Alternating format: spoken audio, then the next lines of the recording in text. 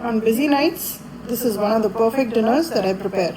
Varieties of Uttapams. Let me show you how I make it. When you have sour batter, idli dosa batter, what do you make? And this is a very interesting dinner or a breakfast recipe which I'm going to share with you today. So here is some dosa batter. It was initially used for making idlis and now I have this left and it is super sour. Now with this I'm going to make some uttapams. Here I have just onions, green chilies and coriander leaves chopped nice and fine. Here is carrots, bell peppers, onions and some coriander leaves. This is going to be for vegetable uttapam. This is onion uttapam. And here I have the idli podi or the dosa podi, which I'm going to use to make podi uttapams. So let me show you how you can have a variety and make very little effort. I have this iron skillet here which is heating up, and this is a flat iron tawa that I have and it's pretty large. I can make close to 4 nice size uttapams in this one skillet. While the skillet is getting heated up, just mix the onions, the chilies and coriander and keep it ready. Now you can add ginger to it. I have not added. I don't like the taste of ginger in uttapam, onion uttapam. The vegetables, just mix it well so the vegetables evenly spread in the uttapam when we add it. Just keep it ready like so. You don't have to season it now, and I'll show you how I season it. The batter is well seasoned, you don't need to add any salt, but for the vegetables we will season it from the top.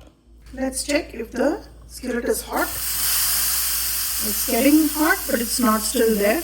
It needs to really give out a nice big steam when you sprinkle water in here.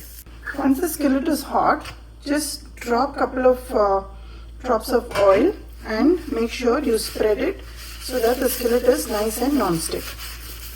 This will ensure that the uttapams will come out nice and clean and they won't stick. Now let's start making uttapams. Make sure the temperature once the tawa is hot, maintain it at medium and take one layer at a time and just pour it. You don't have to spread it. Just like so. And these are good size uttapams. They are not very large, not overwhelming, but yet they are super size for dinner purpose. In one of them, I am adding the onion and green chilies coriander mix. On the other one, I am adding vegetable mix, like so. On the third one, I am adding only the idli podi. This is super tasty, and if you have tried this recipe of mine, you will know how delicious this is. Just add a little bit. And on the fourth one, for one more variety, add the onion coriander chili mix, and along with that add the idli podi. So this is onion podi uttapam. So these are some really delicious varieties which I prepare on and off, especially on lazy days when I'm not trying to cook and I just want to get done with dinner. This is one of the options. It's a great breakfast option as well. Sprinkle some oil, and on the vegetable ones, because we have to season them, just sprinkle some salt on the vegetables. Along with it, crack some pepper, fresh ground pepper, and that will be a great tasting uttapam. Even on the onion one, crack some fresh ground pepper, and this adds a lot of taste. So let this cook on a medium heat, and once you see that the edges are crisping, you can flip it and cook it.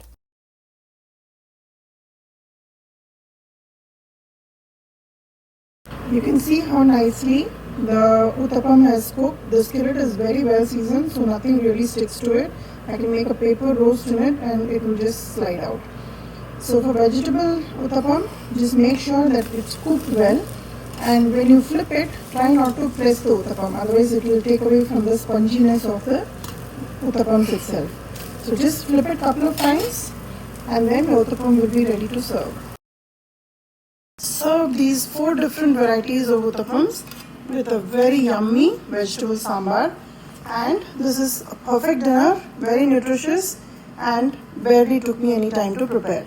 Give this recipe a try, like and subscribe my channel, and let me know how this turned out for you.